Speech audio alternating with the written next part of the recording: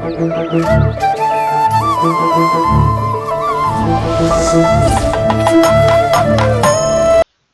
அவரும் கட்டை விரலும் கடன் பத்திரமும் போல என்று கூறி வருகிற பல ஹீரோக்கள் உள்ளுக்குள்ள அந்த விரலையே கடித்து துப்புகிற அளவுக்கு பகைமை சேர்ப்பது சினிமாவில் சகஜம். இப்படி ஒண்டி கொண்டி நட்பாக இருப்பதை போல பாவனை காட்டி வரும் விஜயும் அஜித்தும் பல விஷயங்களில் எதிரும் புதிரும் தான். இந்த அதிர்ச்சி ஏதோ நேத்து முந்தா நாள் நடந்ததில்லை. அப்பவும் இப்பவும் எப்பவும் அதே நிலைதான் பல வருஷங்களாக.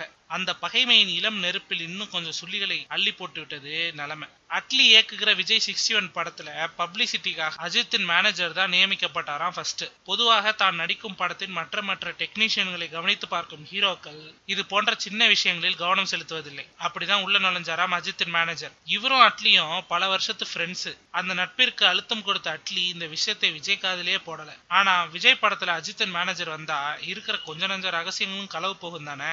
சற்று தாமதமாக இந்த விஷயத்தை விஜயின் காதுக்கு கொண்டு சென்றது ஒரு நலம் விரும்பும் கூட்டம்.